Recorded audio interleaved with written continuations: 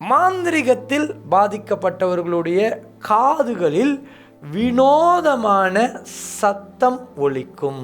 பாருங்க, இப்போ மாந்திரிகம் யாருக்காவது பண்ணி வச்சுட்டாங்கன்னா அப்படின்னா வினோதமான சத்தங்கள் அவங்களுடைய காதுகளிலே ஒலிக்கும். எப்படியாப்பட்ட சத்தம்? நைட்டு நல்லா தூங்கிட்டு இருப்பாங்க, தூங்கிட்டே இருக்கும் பொழுது ஜல் ஜல் ஜல் ஜல் ஜல் ஜல் ஜல் ஜல்னு ஒரு சவுண்டு கேட்கும்.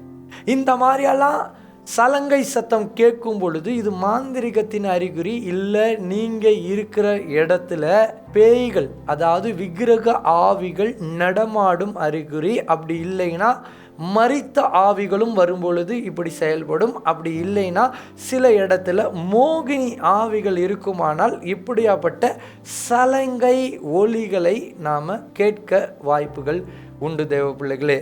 ஆகையினால கர்த்தர் சொல்லுகிறார், இது எத்தனாவது அறிகுறி அப்படின்னா 11வது அறிகுறி தேவ பிள்ளைகளே. சலங்கை ஒலி கேட்கும். அப்புறம் வேற எந்தெந்த மாதிரி ஒலி கேட்கும் அப்படின்னு சொல்லி கேட்டிங்கன்னா, சிலருக்கு பாம்பு சத்தம் கேட்கும். நல்லா நடந்துட்டுப்பாங்க, வீட்டில் இருக்கும்போது அப்படி இருக்கும். என்னது பாம்பு சத்தம் கேட்குற மாதிரி இருக்கே, ஆமாம் அப்படி இருக்கும். ஆனால் என்ன இருக்குதுன்னு சொல்லி யாராலையும் கண்டுபிடிக்க முடியாது தேவ பிள்ளைகளே.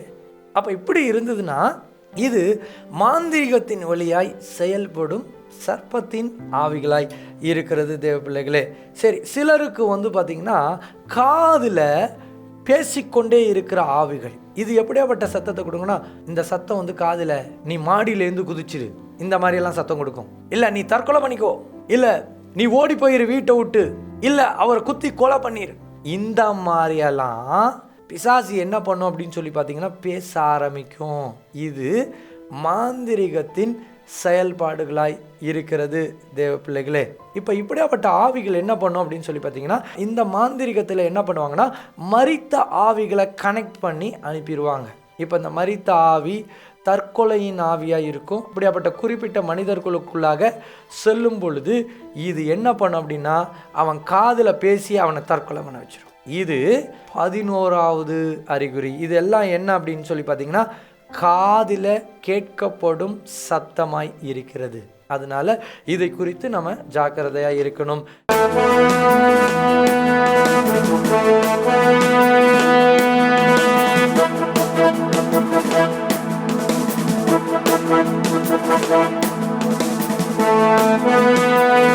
ஒரு மனிதனுக்கு மந்திரவாத பாதிப்பு இருக்குமானால் 13 அறிகுறிகள் இருக்கும். இந்த 13 அறிகுறிகளை தான் நாம இன்னைக்கு இந்த செய்தியில நம்ம பார்க்க போகிறோம்.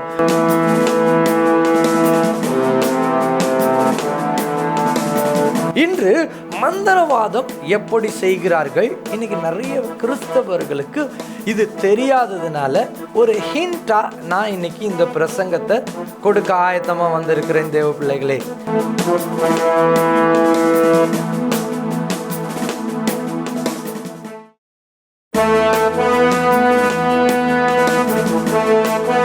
பிசாசுகள் வியாதியை கொடுக்குமா?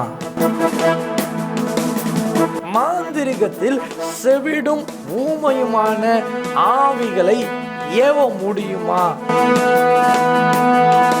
இந்த பாஸ்டருடைய கை கால்கள் விழ வேண்டும் என்று சொல்லி மாந்திரிகம் செய்ய ஆரம்பிச்சிட்டாங்க. என்ன நடந்தது? ரத்தமாய் அவர் வாந்தி எடுக்க ஆரம்பித்தார். அந்த பேய் சொன்னது, எப்படி இவளுக்கு எய்ட்ஸை கொண்டு வந்தேன் தெரியுமா? நான் தான் கொண்டு வந்தேன். இந்த நாள் செய்தியிலே வியாதியை கொடுக்கும் மாந்திரிக ஆவிகளை பற்றி நாம் பார்க்க போகிறோம்.